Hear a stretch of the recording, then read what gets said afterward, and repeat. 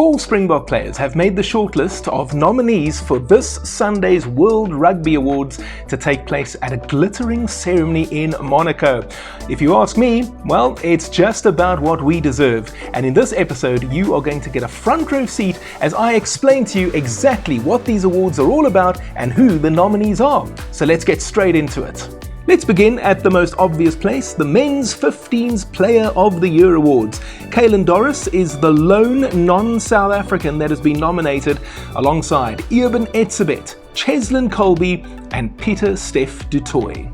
Now, if I'm honest, I don't think Doris stands any chance whatsoever of winning this award. Nothing against the Irishman, but it has been South Africa's year.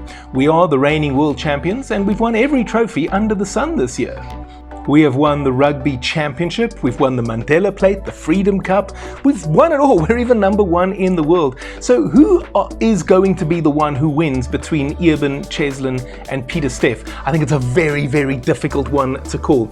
If I'm honest, out of the 3, I think Colby is the least likely to win the award. That's just a gut feeling I have. Nothing against Cheslin, he's obviously a great player, but I do have a bit of a personal bias when it comes to picking my best or favorite players. Almost always it's a forward and almost always it's a loose forward. So I'm going to be going in the direction of Pieter-Steph du Toit. That's what I think. That's what I would personally choose. But guess what? It is open to the fans. You can actually vote, and I'm going to put a link to the voting website in the description area below, and you can head on over there and make your call. Let's have a look at one of the other awards where a Springbok is in contention, another one where you can vote, and that is the Men's 15s Breakthrough Player of the Year. Sasha Feinberg Ngomezulu, he is the South African who is in contention. We've also got Emmanuel Faye-Waboso from England, Jamie Osborne from Ireland, and Wallace Sititi from New Zealand. Now, nothing against Faye-Waboso and Osborne, but I think it's between Feinberg, Ngomezulu and Sititi in this instance. And I think that maybe, just maybe, the injury to Sasha Feinberg and Ngomezulu is what is going to count against him here, because there's always this thing of recency bias. You may have heard politicians and political philosophers talk about it.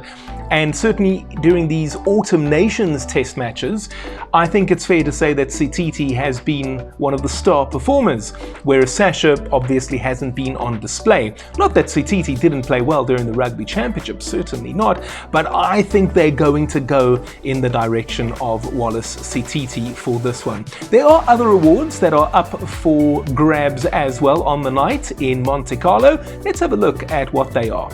Women's 15s Player of the Year, there's no South African in contention there, as well as Women's 15s Breakthrough Player of the Year. Again, there's no Springbok that is up for any awards there. And it's not just about 15s, we've also got 7s. There you go, Men's 7s Player of the Year. Antoine Dupont, they're going to give it to him, aren't they? They worship at the altar of the French scrum half. There's no ways they're giving it to Kennedy or to Nkanang. Women's 7s Player of the Year, that will be very interesting to see what they do there. It's probably between Blyde and Miller, I would have thought.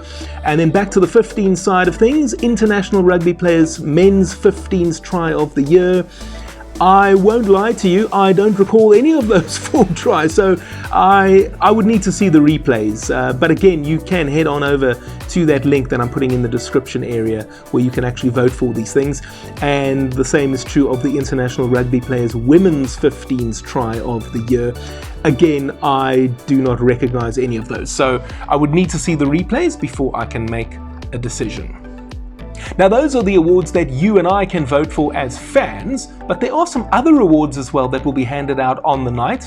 Here they are. International Rugby Players Special Merit Award. World Rugby Coach of the Year. I'm going to be shocked if they don't give that to Dr. Rassie Erasmus.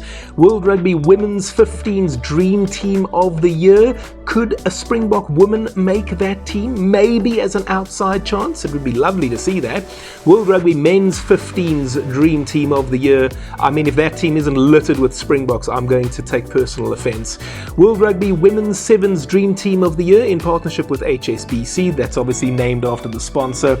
And the same is true of the World Rugby Men's Sevens Dream Team of the Year in partnership with HSBC. Let's be honest, the Blitzbokke, they didn't really have a great year, so I'm not sure if we're going to get a South African in any of those sevens team, men or women, but let's see. You never know what is going to happen. So what do you think? Who do you think is going to win these awards? Any of them for that matter. Let me know in the comment section down below. I look forward to hearing from you. And while you're here, you might consider signing up as one of my patrons. You can head on over to my Patreon page if you like. I want to go to the Rugby World Cup in 2027 and provide you with daily coverage from Down Under, but I'm going to need a little bit of funding to make that happen, and that's where Patreon comes into play. You can head on over, sign up as a patron. The link is also in the comment section or in the description area below, and you can sign up for as little as $5 per month. You don't have to just do $5. You can give me more than that if you like. I will not stand in your way. But any support would be appreciated. And if you're not yet ready to make a financial contribution, why not just go down there and click on the like button or croc roll the like button while you're at it. And you can also subscribe to the channel if you would like to do so. And while you're still here, you may as well go check out some of the other videos that I've done on this channel. And why not the most popular video in the history of my channel, Andre Ubad talking about his Springbok career. That video is appearing on your screen over here. And I did a very, very good interview, the longest one in terms of duration in the history of my channel, with Nick Mallet. It's over here for you to go and check out. Do that and enjoy them, and I will see you next time.